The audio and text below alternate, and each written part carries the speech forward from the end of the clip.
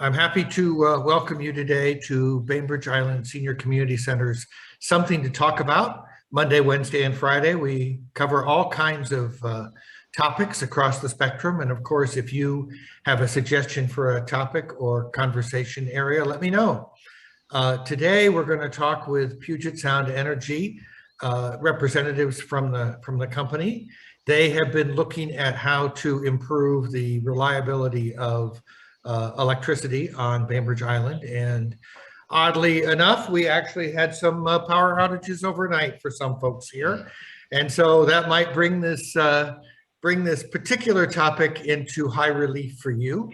I'm sure it was just a luck of the draw or whatever, but we're very grateful to have representatives from PSE here to talk to us today about their plans to enable what they're calling a missing link and describe why that might be necessary, and then take your questions or comments about it.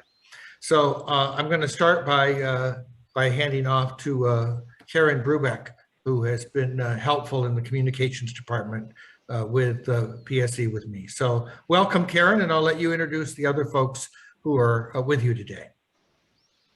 Great. Yeah, I'll just tee up the introductions and then I'll turn it over to Shelby, who's going to share her screen. But I'm Karen Brubeck, Senior Community Engagement Representative for Bainbridge. I also cover the rest of Kitsap County and Vashon Island as well. And I should note that I'm a longtime Islander as well. So Shelby. Hello, everyone. I will go ahead and share my screen and we'll get started. Or Karen, would you prefer we do introductions first?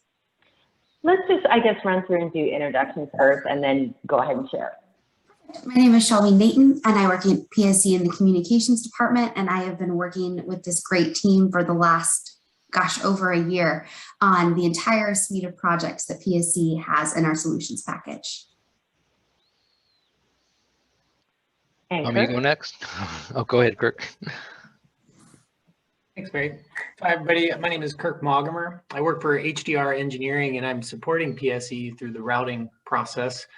I should also note that I am also a Bainbridge Island resident. I live south of the Winslow substation, kind of out of the way of these specific routes, so I'm not near them, but I am here. Thank you. And Barry. I'm Barry Lombard. I'm the project manager for the Winslow-Murden Cove transmission line project, as well as the energy storage battery project on Bainbridge. I've worked on a couple other projects in the past. In 2013, I was the PM for replacing the steel lattice towers at the north end of Bainbridge Island with 2 monopoles, and also was in the PM for rebuilding the Port Madison tap transmission line into Port Madison substation, and the Foss Port Madison transmission line into Port Madison substation. Well, thank you all for being here. Shelby, we look forward to getting an overview of your project. All right, are you guys able to see my screen? It's just starting now. There we go. Yes, we are. Well, thanks again. Super. For joining. I know I'm excited to chat about this with you guys. So one thing I would ask is that if you have a question, let's keep it towards the end if we can, just so everyone gets all of the information. We do have a good amount of time at the end for questions. Karen. Yeah, and I'll just start off with a safety moment. So PSE has a corporate culture of safety, and we always start each meeting with a safety moment. So I guess I wanted to focus on schools. Just, we know that we're in August and the start of school is almost upon us. And that will just mean kind of increasing activity at and around schools and at crosswalks and with school buses. So, just be aware of that as you're out and about in your car, and in general. I think we're not used to schools actually being in session lately. So I wanted to highlight that. I guess I can address the outage that happened last night, because I too experienced the outage and thought we might have questions around it. So about 1,600 customers were impacted, and essentially a treetop fell across a line on Moran Road. And the outage started at about 6:30 and was restored at 9:17. So I just wanted to provide that little bit of information. I'm not sure how many of you were impacted, but you know, I was. Okay, so we're going to go ahead and get started. So our customers on the island have been very vocal about asking PSE to improve reliability on the island and meet our growing energy needs, and we agree. So in 2019, PSE conducted a study to understand the needs of the Bainbridge system, and it had three main findings. One, poor transmission reliability. Two, an aging transmission infrastructure. And three, growth, so increased population and the ferry electrification. And if you want more information about that, we have those full documents on our website. So coming out of that needs assessment, PSE and independent experts looked at both wire and non-wire solutions to meet those needs. So the missing link transmission line that Reed referenced is a part of an overall package that we tailored specific to Bainbridge Island. So it's a combination of wire solutions and non-wire solutions. And as you can see on the slide, the missing link transmission line and rebuilding the aging Winslow tap transmission line is going to help us with reliability. And what's going to help with capacity is a utility scale battery, and also targeted conservation and demand response tools. But here today, we're here to kind of focus on the missing link transmission line. So let's go ahead and start that discussion. Right here, you should see the island. You can see in orange the transmission lines that come across Agate Pass and our three substations. So the island faces, as we all know, challenges when it comes to reliability, geography, trees, weather, limited redundancy as well. So nearly 2/3 of Bainbridge customers are at risk of a prolonged outage. And this is because their area is served by a substation, either the Winslow or Murden Cove substation that you can see there on the graphic, that is fed by a single transmission line with no backup. So we refer to these transmission lines as TAP. Another way to think about it is if you have a neighborhood and you have one road in and one road out, if a tree falls across that, you're not going to get out. But if there's another entrance, you can get out. So as you would expect, and as last night is a great example, trees are the most frequent source of outage on the island. So as a part of our solution to improve reliability on the island, we're planning to build the new missing link transmission line between Winslow and Murden Cove substations. So you can see that on the graphic, and it would create a transmission loop. So that means each substation will be connected to two transmission lines. So if one goes out, the other can still feed the substation and then, of course, provide power to customers. So this is a really critical component of PSE's plan to improve electric service reliability and reduce the frequency and duration of power outages on Bainbridge. So bottom line, we've heard from the community that, you know, it needs to be improved, and this would go a long ways in helping to keep the lights on. So with that, I'm going to turn it over to Barry for a couple of slides. So where are we proposing to install the new line? As you can see from the map and from what Karen said, is we need to build a line between Murden Cove substation and Winslow substation. And the red box on the to the north is Murden Cove substation, and the red box you see at the bottom of this map is Winslow substation. There is limited space between those two substations. So there's, and PSE is planning to follow existing road rights of way to build this new line. There are 3 north-south corridors that we're looking at One is the Moran-Madison corridor to the west of this graphic here. One is the Sportsman's Club Road, and the other is the Fletcher Bay Road. And there are two east-west roads that we're looking at. One is the Northeast New Brooklyn Road, and the other is the Northeast High School Road. We developed these 5 route options that you see here from 44 route segments, and we selected the route segments within a study area that we developed with the Community Sounding Board. And you can see on the right-hand side of this map the general graphic of the study area. We basically are looking at an overhead transmission line. PSE has to first consider, under state rules, we have to first consider overhead transmission because of its affordability and reliability. And that's what the public wants, and that's what PSE also requires. So next slide. What would the new line look like? These are pictures of existing transmission lines on Bainbridge Island. One is on Sands Avenue Northeast on the left, and the one on the right is Northeast Day Road. As you can see on the picture on the left, this is a wooden transmission line, a transmission line with wooden poles. The line we're proposing would have round wooden poles that would be 60 to 70 feet above ground, just as the picture shows on the left. Typically, we have we always have 3 conductors with 3 insulators you can see at the top of this wooden pole. The picture on the right shows a transmission line co-located with a distribution line.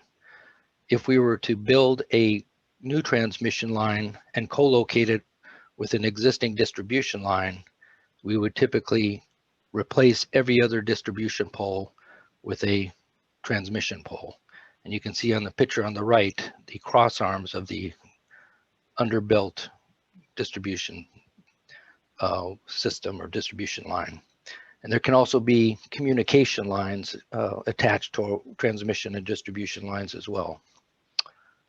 So and this also shows just what the lines would look like at the side of an existing road right away, and gives you an idea of what kind of vegetation management would be required.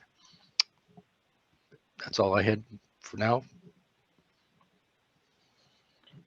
And we have talked to the community a lot about this project. So we started kicking off this project in 2019 with a big, actually at that time, in-person gathering. And since then, we've been working with the Community Sounding Board, which is an 18-member board. We call it the CSB of Islanders that we've been really getting into depth with. And we've been meeting with them throughout the entire process. They will still have a final meeting later this fall, but I want to note that all these meetings are open to the public, so we welcome you to join in those conversations as well. We've also had 2 community workshops, the most recent one being on May 3rd. And those both were followed by feedback periods. So the community had opportunity to share input with us. A couple of items I wanted to note that we have recently put together in response to community interest is this evening, and I believe Reed has already shared this with you, we're having a community information session on undergrounding transmission lines. So we hope that you can join us this evening as well. And then we expect to have another information session in September, which I will talk about in a few minutes. Next slide. So as I noted, we've been engaging a lot with the community in the routing process to site this new line.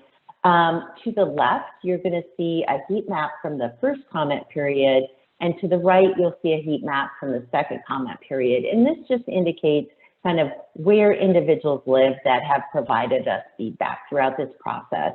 So as you can see, we've heard from people from around the island. Next slide.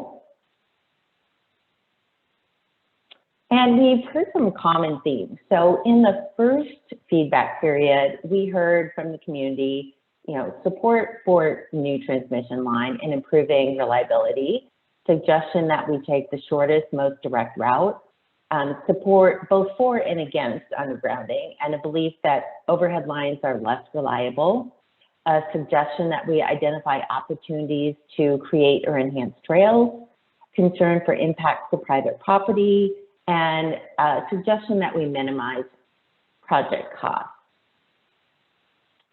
In the most recent feedback period, what we've heard from the community, and again, these are general themes, interest in undergrounding and the new transmission line. So that's one of the reasons we're having the information session this evening. Suggestion that we minimize impacts to trees, wetlands, and habitat, concern for impacts to private property and residential neighborhoods, a desire to avoid schools and youth gathering places like daycares, for example, a belief that reliability is fine as it is, and a desire to keep the system as it is. And then also additional support for the new transmission line and improved reliability. And with that, I'm going to let Kirk get into the routing process. Great, thank you, Karen. So finding balance in the routing process is something that PSE is actively working to do. There's no one way to make this decision. There's a lot of different components that need to be weighed and considered as we go forward with making a decision on where to route the transmission line. In general, safety is the given, right? It's the foundation. When we start talking about some of the other things that need to be done, we really need to consider, will the project improve reliability? Have community values been considered? What is the resulting cost to PSE's customers? And I think everyone can appreciate, if we can't get permits, we're not going to be able to build the project. If we can't actually get out and construct the project as we propose it, then it really isn't going to bring the value that it's intended. And ultimately, with construction, maintenance is part of that as well. So actively balancing all of these different components is something that we're trying to do as we make a decision. Next slide, please. So in order to work towards a decision, and we've also made reference to segments, as part of the process, the evolution of the project, we really started with a segment phase, which is really looking at all the different ways we can get from point A to point B. And we'll show those segments here in one moment. So we started there, we identified a whole slew of route segments, and then we've eliminated quite a few of them. And for those segments that remained, that's where we worked toward identifying the five route options that we have available.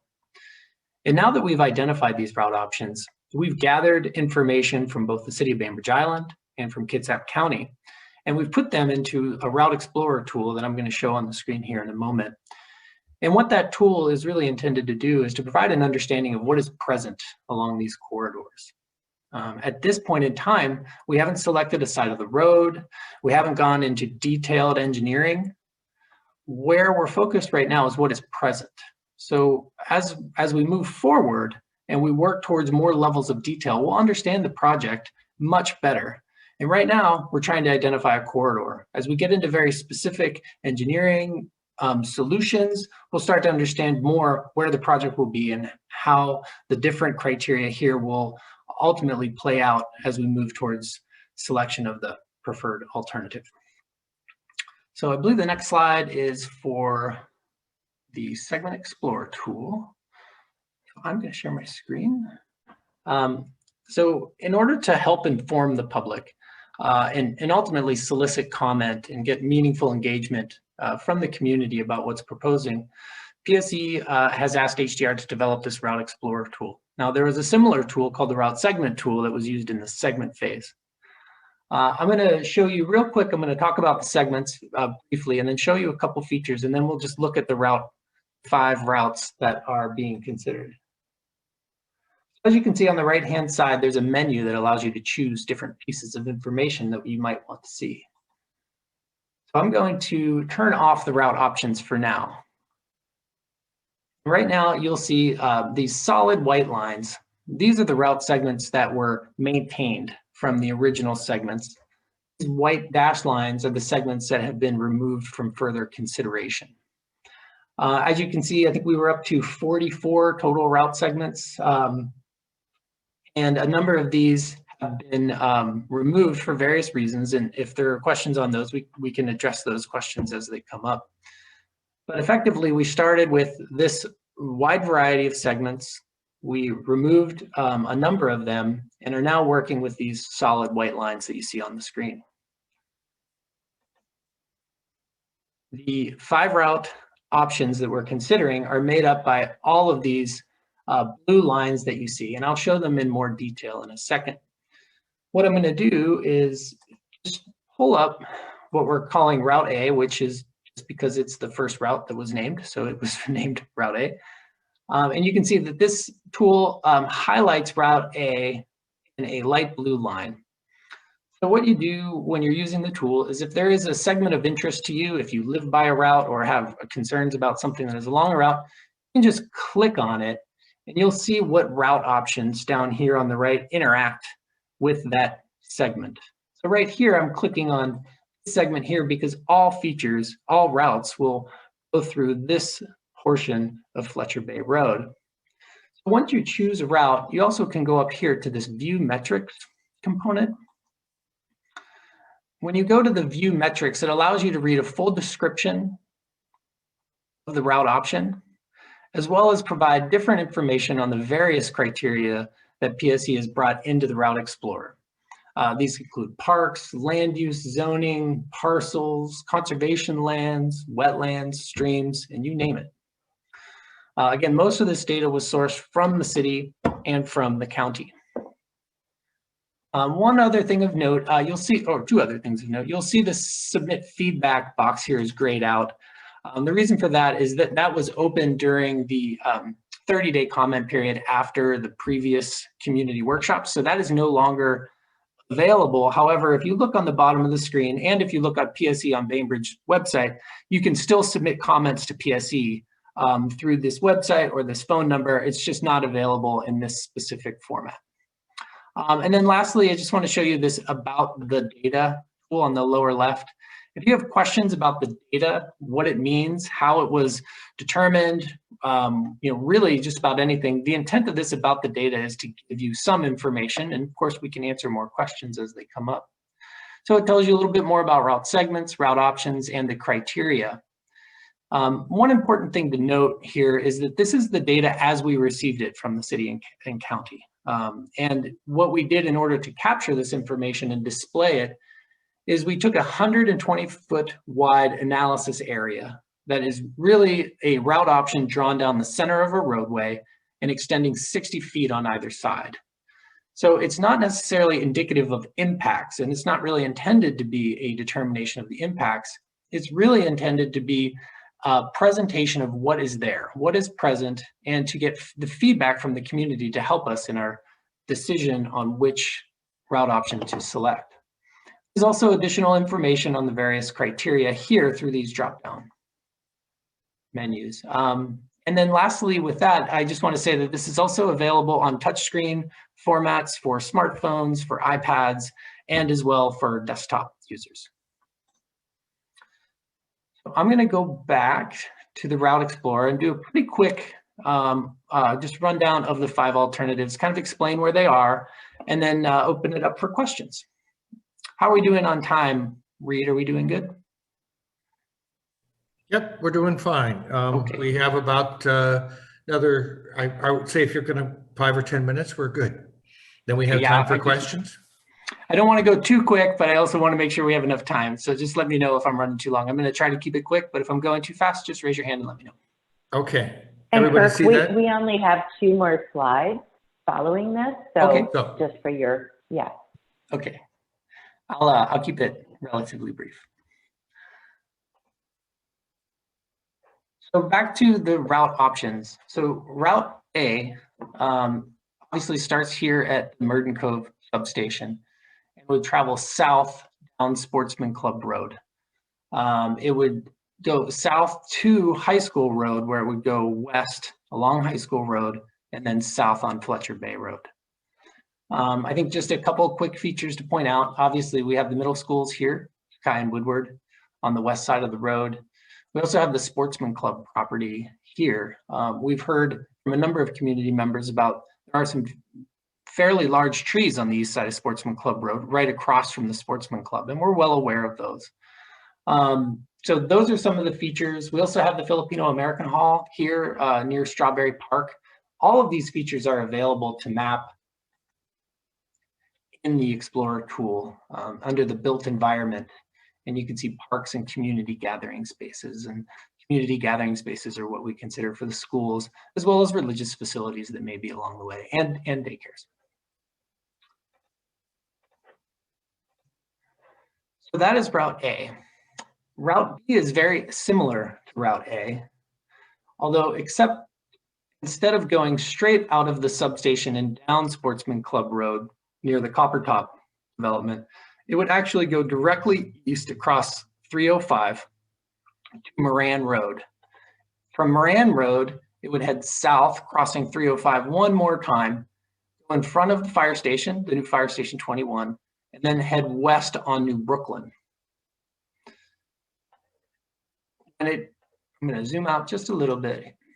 When it meets Sportsman Club along New Brooklyn, it would then follow a very similar route to Route A, in that it would follow Sportsman Club Road and go to high school in Fletcher Bay.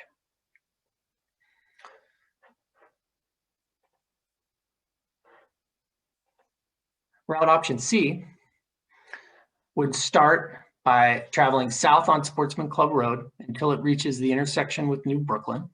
At that time, it heads west on New Brooklyn to the Island Center community.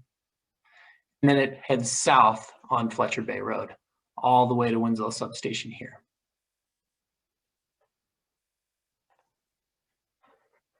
Route D is going to sound familiar because it is very similar to Route B.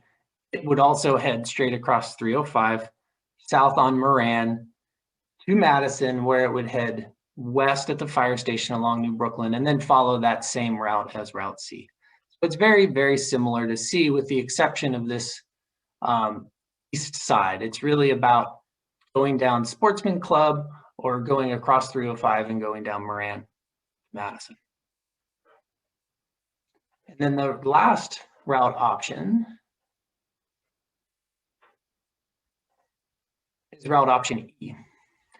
And route option E would take that Moran-Madison north-south corridor to High School Road at the intersection of Madison and High School, and then head west all the way to Fletcher Bay Road, and then down Fletcher Bay to Winslow Substation.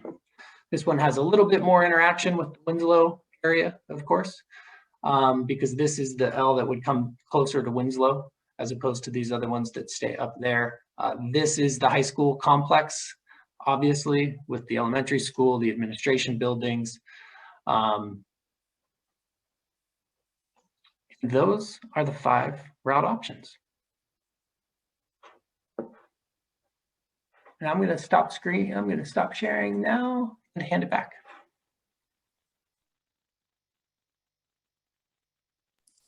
Can you see my slides again? Not yet.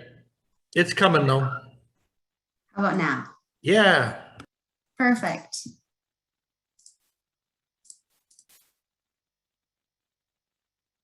Barry? Let me get off mute here. So this is an overall schedule for the project. As you can see here, we launched the project in October of 2019, had a public meeting on Bainbridge that day. We are in the public outreach phase now and the routing process phase. We've started some of the preliminary transmission line field work and engineering as we're developing and looking at these route options. We have also done some preliminary work around the substations to understand those terminal features of each of the transmission line at Merton Cove and Winslow Substation. We hope to select a route and announce it toward the end of this year. And then we would begin looking in more detailed engineering and developing the studies for permitting doing all the detailed field work that we need, environmental field work and engineering field work we need to finalize the design of the route and understand all the route impacts. We would hope to have permits issued during the first quarter of 2024, and we would construct the transmission line in 2024 and 2025. And then we'd have a period of time in parallel with the construction work and continuing beyond the construction for restoration and mitigation of any impacts that we were caused by the construction of the transmission line.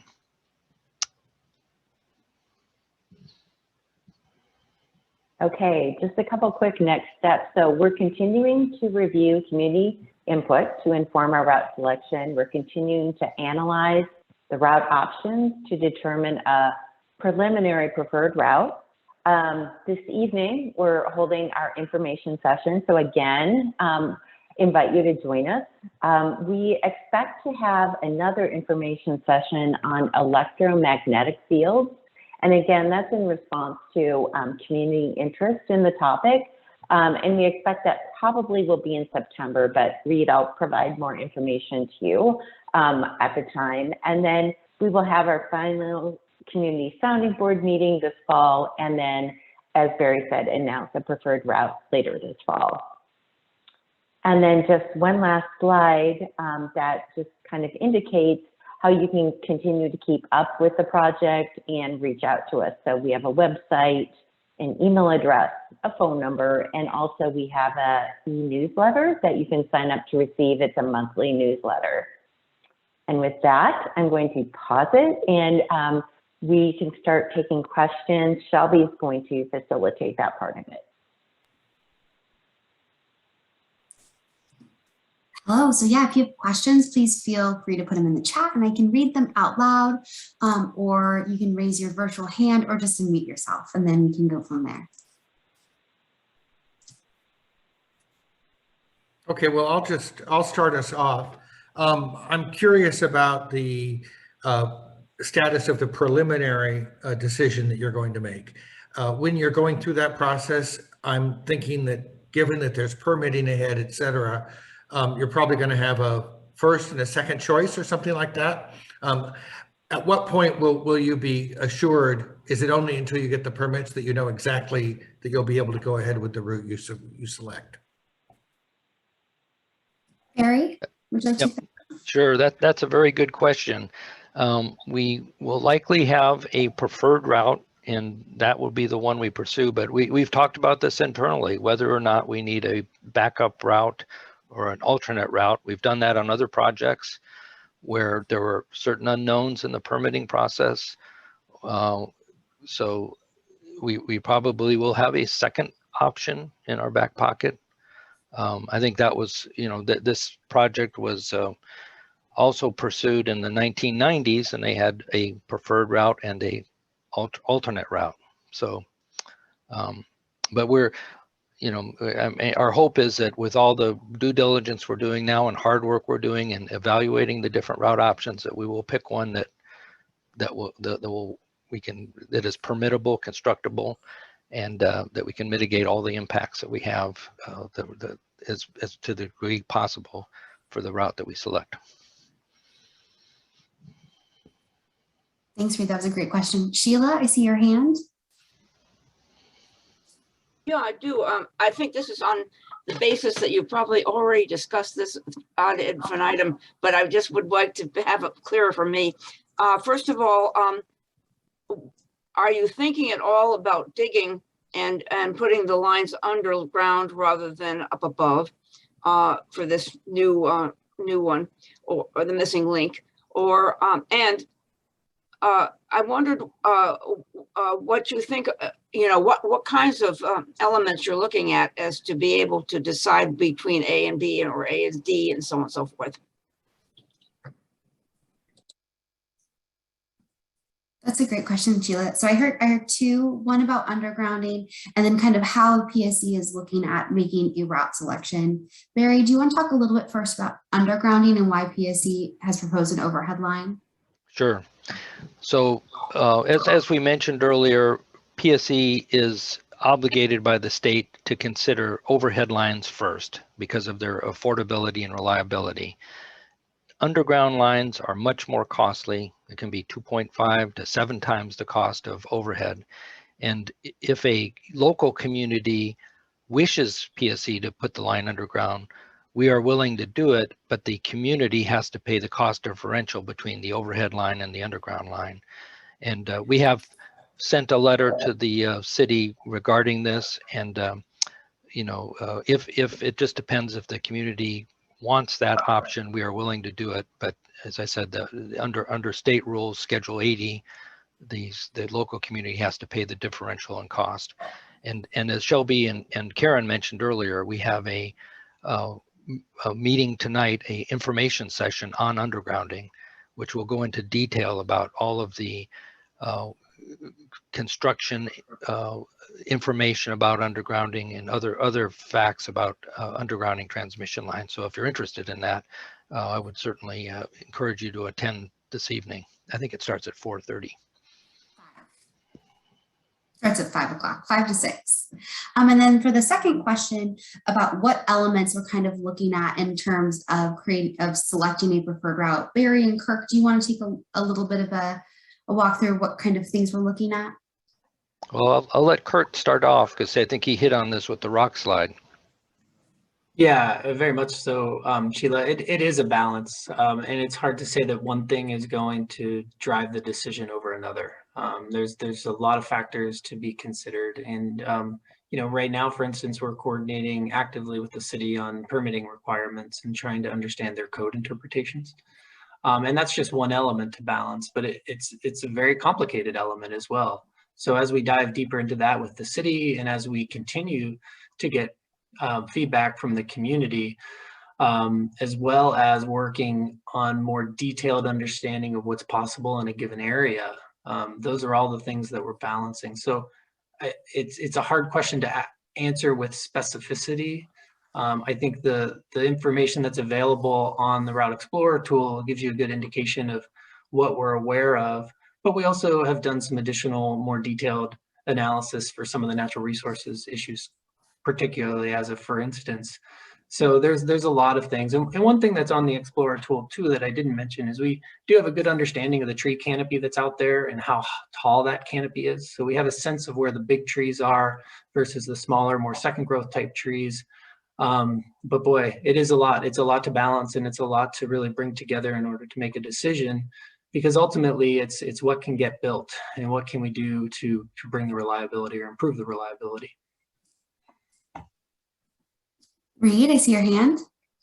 Yes, one of the folks who commented as we put this up as an announcement that we were going to be discussing this today, mentioned the point of view, which I think showed up in one of your slides, that the real improvements of the Winslow transmission line was probably more valuable in reliability than this missing link.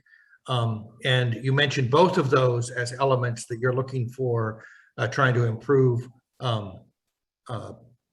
reliability of electricity on Bainbridge Island. So I'm wondering, are you able to answer that? Is there a weighed view of how much this connection, this second road out, as Karen said at the beginning, will contribute to reliability relative to improving the existing lines that you have? Barry, would you like to take that one? Sure.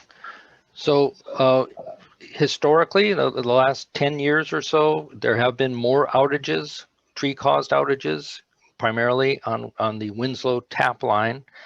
But we've also had outages on the Merton Cove line. Although the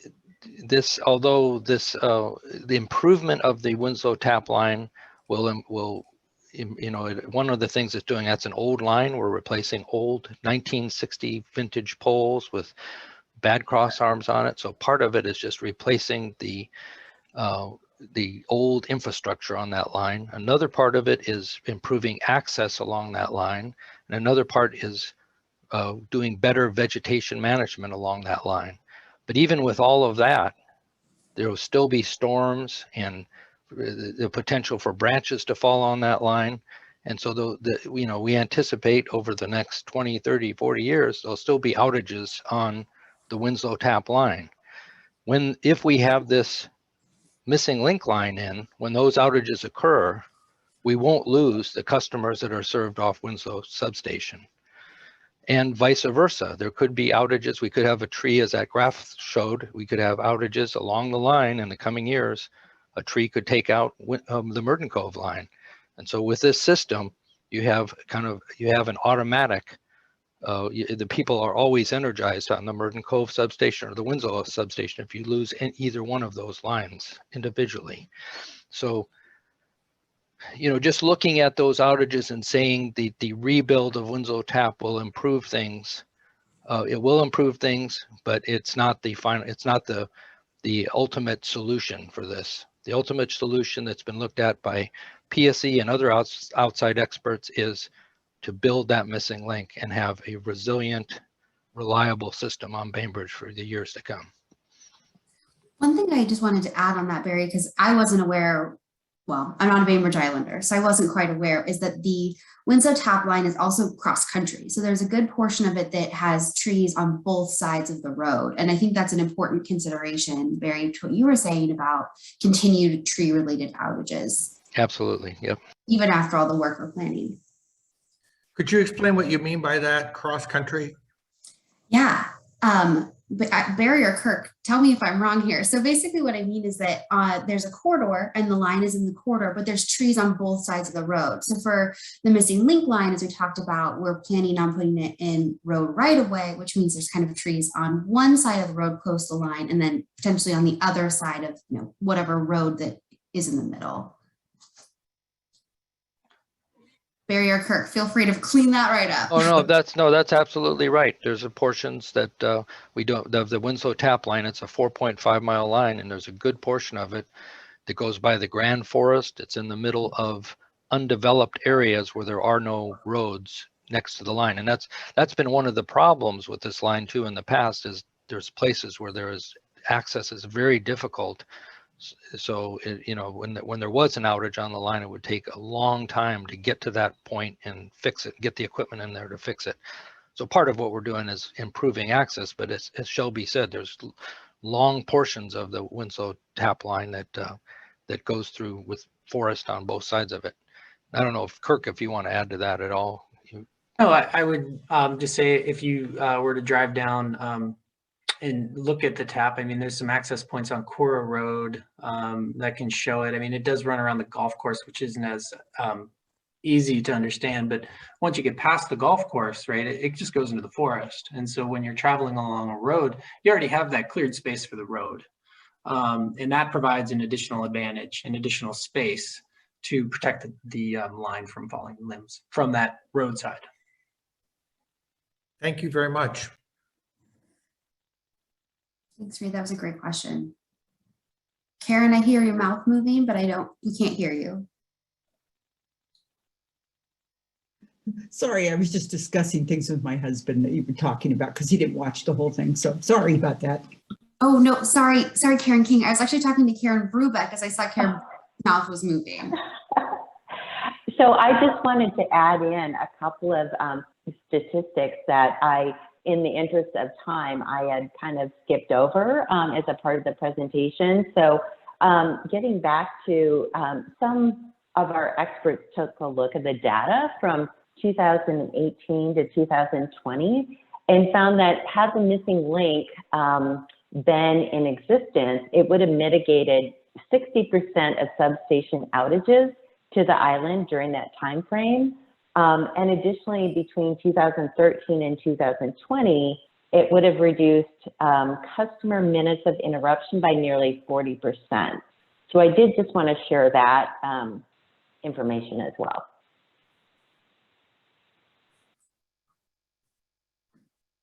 Thank you, Karen. Oh, go ahead, Sheila. Thank you. That's amazing. 60%, really? That's amazing. I live down in downtown Winslow, so I'm affected quite often by the outages. But all I wanted to do is let you know that I was on the, I plugged in my old phone, so I was able to call PSE last night, customer service, and this has a lot to do with what you folks are doing, which is to broadcast and let us know what's happening. I want you to know, though, that I talked to a perfectly wonderful person, I don't know her name, who at length told me about what was going on with the outage and how long at length it was going to be until I was going to get it again, get my power back again, and asked me several times, do you have any more questions? Or the customer service, all I want to do you to know is that someone there and is training people wonderfully, and your customer service is fantastic. So I just wanted you to know that. Thank you. Thank you for sharing that. I work with our customer care team in another capacity, another project I work on, and they don't always hear the raves. So thank you for sharing that. I will definitely pass that along to that team. Well, I want to thank you all for coming and describing the status and letting us know the timeline and getting a sense of how protracted this process has been and will continue to be. It's obviously not an overnight decision, and since we'll be living with it for years to come, I guess that makes a lot of sense.